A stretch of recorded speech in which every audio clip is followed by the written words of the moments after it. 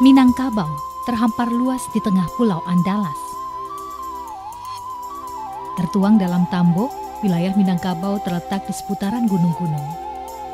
Gunung Marapi, Gunung Pasaman, Gunung Sago, Gunung Singgalang, Gunung Talang, dan Gunung Kerinci.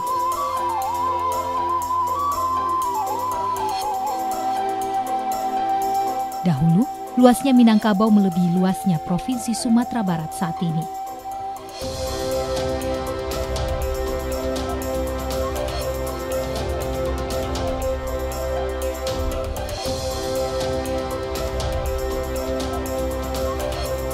Luas wilayah Minangkabau berbanding lurus dengan beragamnya budaya di negeri ini. Ranah Minang punya banyak budaya dan tradisi, kegiatan upacara adat yang dijaga dan terus dilaksanakan masyarakatnya hingga kini.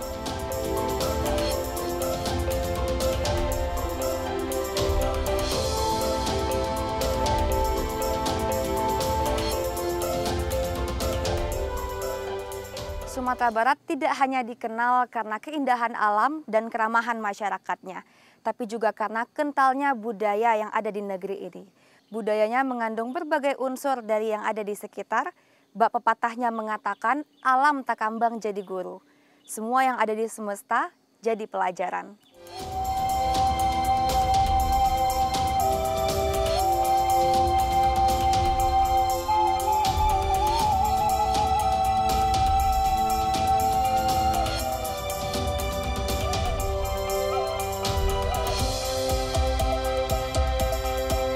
Pada sejumlah budaya Minangkabau itu, kerbau melekat erat dengan identitas masyarakat Minangkabau itu sendiri. Kerbau di ranah Minang sudah menjadi benda budaya. Hewan ini ada pada beberapa upacara adat dan menjadi ciri khas pada banyak hal. Tak hanya sebagai hewan pekerja, kerbau utamanya di bagian tanduk adalah simbol budaya Minangkabau.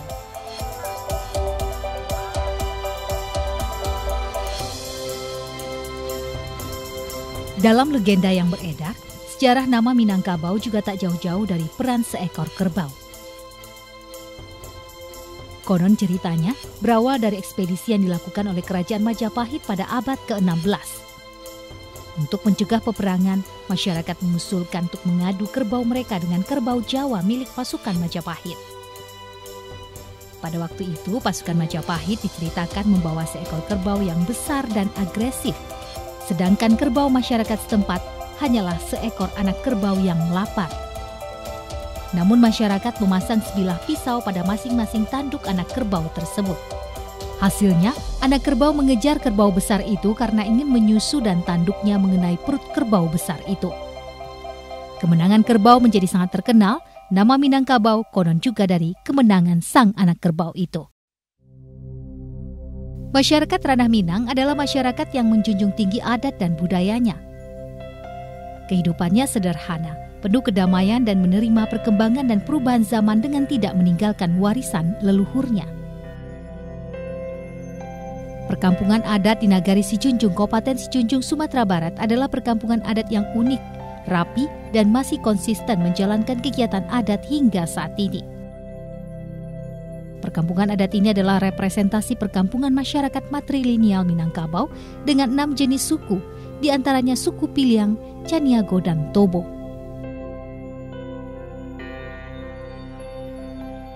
Sejumlah simbol-simbol dalam kehidupan masyarakat Minang menyerupai tanduk kerbau, mulai dari bangunan rumah adatnya yang disebut rumah gadang. Di perkampungan adat Nagari Sijunjung, Kabupaten Sijunjung ini terdapat 76 rumah gadang yang umumnya masih dihuni. Rumah gadang di perkampungan ini tertata rapi dengan beberapa tipe dan umumnya memiliki 5 gonjong. Struktur atap rumah gadang yang disebut bagonjong itu melengkung dan ujungnya lancip, dibuat menyerupai tanduk kerbau. Bentuk seperti tanduk itu juga dimaknai sebagai hierarki dalam pengambilan keputusan. Rumah-rumah gadang yang terdapat pada kawasan ini merupakan simbolisasi kepemilikan harta pusaka oleh kaum kerabat wanita yang diikat menurut garis keturunan ibu atau matrilineal tersebut.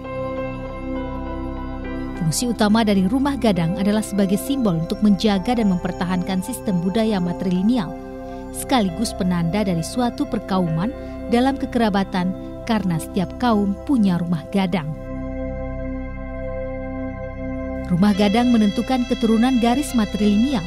Rumah gadang sebagai simbol kesetaraan gender yang menjamin martabat kaum perempuan dan keturunannya. Kalau kita ketahui, kadang-kadang macam ada nandu ampe, ada nandu, ada yang 5 jo berando. Kalau ampe itu filosofinya itu bila kita kadat orang ampe jini, anak orang ampe jini penghulu, manti, palito, dobalang, itu. Kalau kita kau bawa ke adat, ampe lah. Adat nasabana adat nan diadatkan, adat teradat, adat istiadat.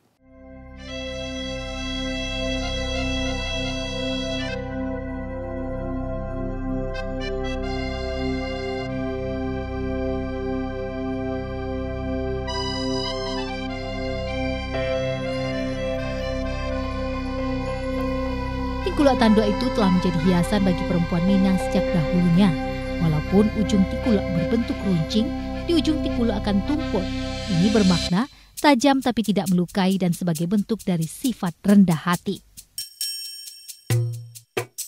Makna lain dari bentuknya yang berbentuk tanduk kerbau yaitu melambangkan kekuatan hati, mempunyai kemauan tinggi dalam mencapai sesuatu yang baik, gigih dan tidak pernah berputus asa. Pada ujung tikulak dibuat tumpul yang artinya bersifat berani, ramah tamah dan tidak ingin melukai hati orang lain. Panjang tanduk atau kedua sisi pada tikulak harus sama, yang artinya seimbang, bersifat adil sesuai kebutuhan dan kebaikan masyarakat. Jenis penutup kepala tingkulak tanduk ini terbuat dari kain yang dibentuk dari selendang panjang yang kemudian dikreasikan menyerupai tanduk dengan dua sisi kiri dan kanan berbentuk lancip seperti tanduk kerbau. Jenis ini biasa digunakan oleh perempuan dalam pertunjukan tari adat, upacara adat, penyambutan tamu dan pengiring pengantin dalam acara pernikahan. Tingkulak tanduk dikenakan oleh perempuan Minangkabau bersamaan dengan pakaian adat. Biasanya terbuat dari kain songket tenunan yang tebal dan mudah dibentuk serta biasanya diberi warna emas atau merah yang merupakan salah satu warna khas pakaian adat Minangkabau. Pada bagian belakang tikulak tanduk biasanya diberi hiasan berupa kain yang terurai ke belakang. Bentuk tikulak tanduk pun beragam, ada yang 1 tingkat, 2 tingkat bahkan 3 tingkat. Biasanya hal ini tergantung dari makna tikulak tanduk berasal.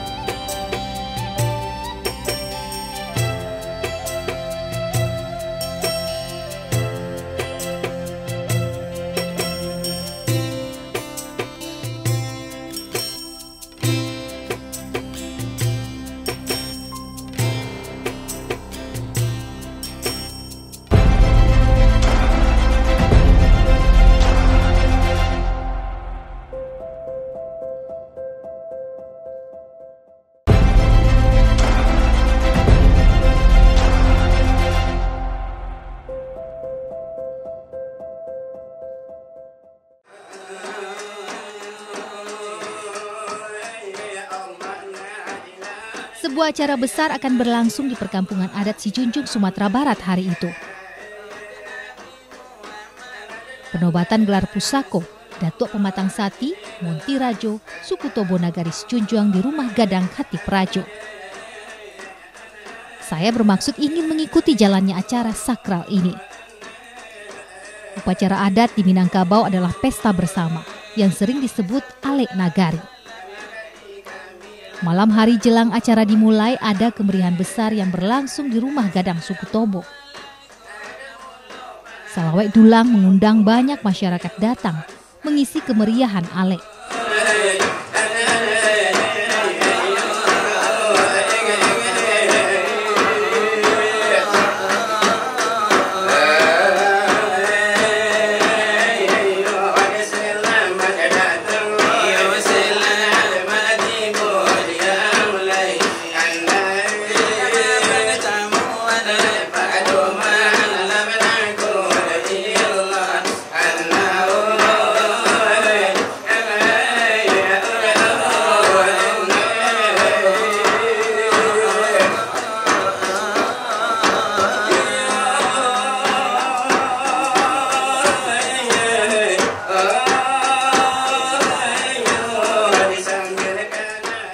dulang atau salawat dulang adalah sastra lisan Minangkabau bertemakan Islam.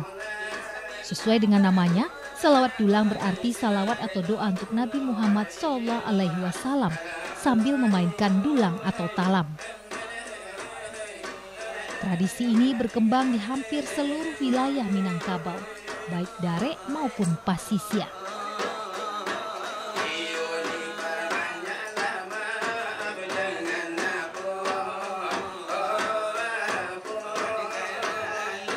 Di antara sayup-sayup suara dari salawat dulang di atas rumah gadang, seekor kerbau telah siap dibantai untuk Alek Nagari suku Tobo ini.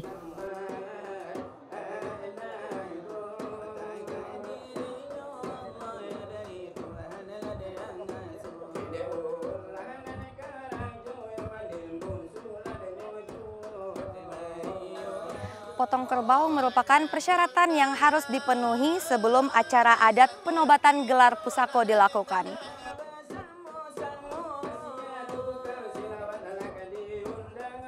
Sesuai ketentuan adat, untuk acara adat penobatan Pangulu dan Datua yang akan membidangi adat, maka kerbau jadi binatang yang harus disembelih.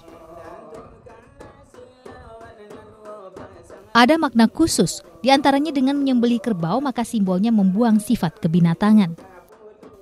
Penyembelihan dilakukan beberapa orang dengan melaksanakan tahapan-tahapan yang benar agar tidak menyakiti hewan. Setelah disembelih, tanduk kerbau akan dikeringkan beberapa lama. Kemudian tanduk akan diletakkan di rumah gadang. Namun ini tidak semua dilakukan semuanya, hanya untuk beberapa suku saja. Sebagai tanda telah berapa kali dilakukan penobatan di rumah gadang tersebut.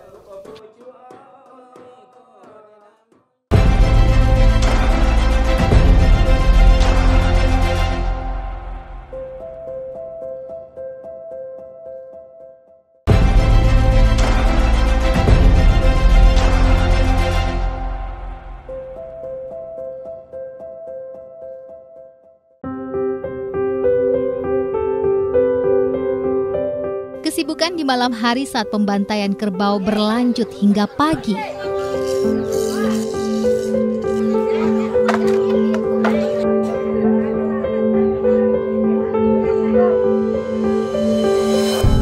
Pagi hari jelang acara penobatan Datuk dan Monty, berlangsung beberapa persiapan untuk hidangan undangan tamu dan nenek mama yang disiapkan.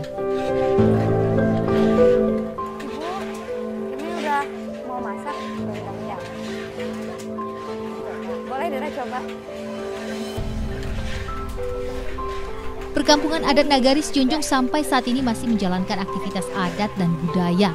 Salah satunya memiliki kelompok kerjasama dalam berbagai kegiatan termasuk memasak. Pemirsa, rendang di adat perkampungan Sejunjung dimasak oleh para ibu. Jadi rendang ini wajib ada di setiap menu hidangan di upacara adat.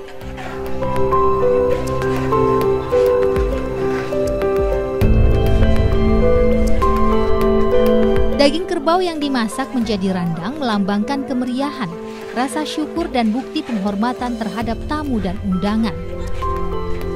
Kaum adat menghormati semuanya dengan memberikan makanan terbaik. Waktu lama untuk mempersiapkan semua bukanlah masalah. Kaum ibu memasaknya dengan rasa bahagia dan penuh kegotong royongan.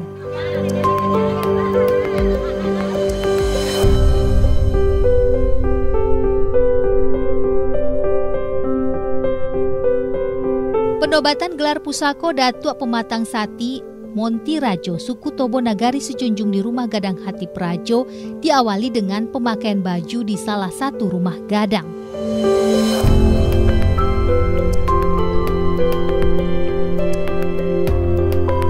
Datuk Pematang Sati dan Monty Rajo suku Tobo Nagari Sejunjung menggunakan baju kebesaran adat didampingi kaumnya.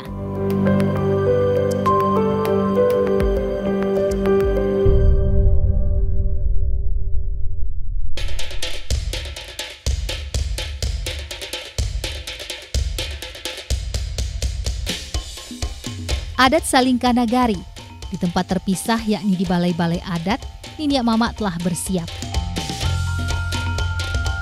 Kaum suku Tobo Nagari Sejunjung akan memulai arakan dari balai adat.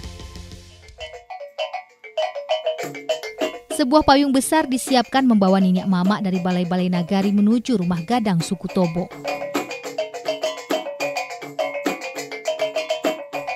Para Niniak Mamak dan undangan kehormatan bersusun rapi, berjalan dan diberikan iring-iringan talempong.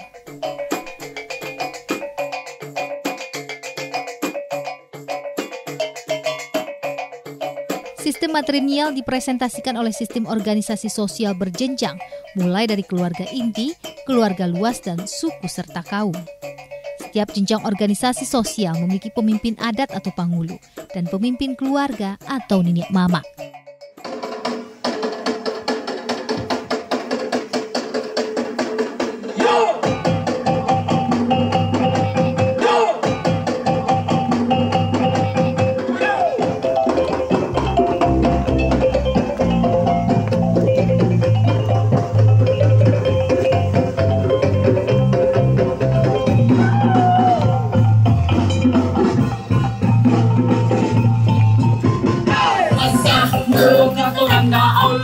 Guling kota jadi bertamu sama menyembah. Jawa, iyo basuran jo basi, katigo si jo pindang, kaitu ada di mina. Bismillah di awak kato. Alhamdulillah kato memuji. Disusun jari joko palo. Rila maaf mohon dibari. Tak kalau kami kamarambah. Bila dana orang koto timur, makanya kami tagak menyembah. Ampunkan kami dengan basamu. Acara peresmian penobatan gelar pusako suku Tobo di rumah gadang suku Tobo dihadiri berbagai unsur masyarakat dan pemerintah daerah. Setelah arak-arakan disambut di depan rumah gadang, Niniak Mamak diarak masuk ke dalam rumah gadang. Assalamualaikum warahmatullahi wabarakatuh. Di segala datuk saya minta ampun besar. Sungguh pun di segala datuk di sikajitu angku saya minta ampun besar. Acara digelar di rumah gadang Hati Prajo, Jorong Padang Ranah, Nagari Sijunjung. Acara adat diawali dengan petatah petitih penyambahan kamanakan. Boleh digulirkan picak ladapet dilayangkan. Iya. Penobatan dua orang Niniak Mamak suku Tobo menurut adat Ranji Limbago Adat, ada institusi dan penyelenggara dan pengambil keputusan adat. Acara ini mengisi adat menuang limbago, penobatan dua Niniak Mamak suku Tobo. Datuk Pematang Sati, salah seorang perangkat adat yang bertugas sebagai orang tua adat, dan Manti Rajo dalam suku Tobo juga sebagai juru bicara kaum. Keadaan kok bondel nanti minta ini kok sombi lah lumut-lumutan. Kok datang uang adat di belakang sekolah datuk kita. Pelaksanaan prosesi penobatan diawali dengan pengambilan sumpah. Demi Allah, hari ini hamba mengucapkan sumpah selaku Niniak Mamak Pusri untuk menyelesai buat karu untuk pajanya bakato bana berjalan lurus menghukum adil ibu sadar mati nyamu. Selanjutnya pemasangan deta dan pemasangan keris.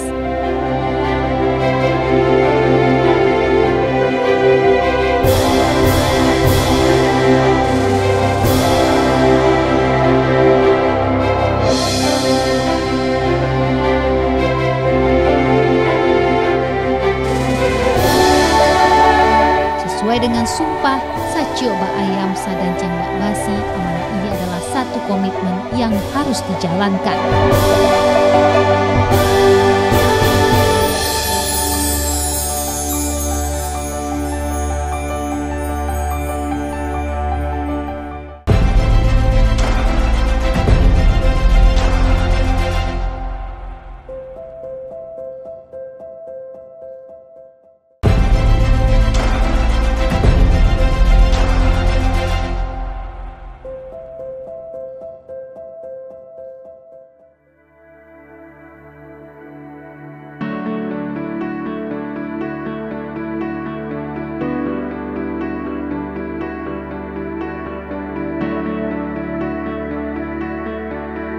persoalan yang berkaitan dengan adat di ranah Minang, beberapa di antaranya diselesaikan dengan memotong kerbau putih. Kerbau ini punya keunikan sendiri dan sulit ditemukan. Saya menemukannya di Dharmasraya, Sumatera Barat. Ada beberapa orang yang sengaja mengembangkan dengan maksud dan tujuan agar siap sedia jika dibutuhkan, tak harus mendatangkan dari luar Provinsi Sumatera Barat.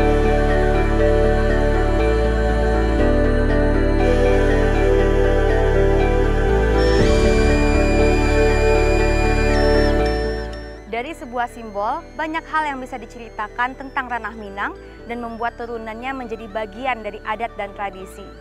Budaya dan tradisi yang beragam itu memperkuat Sumatera Barat kaya akan referensi falsafah hidup. Dari Sumatera Barat untuk Pesona Indonesia.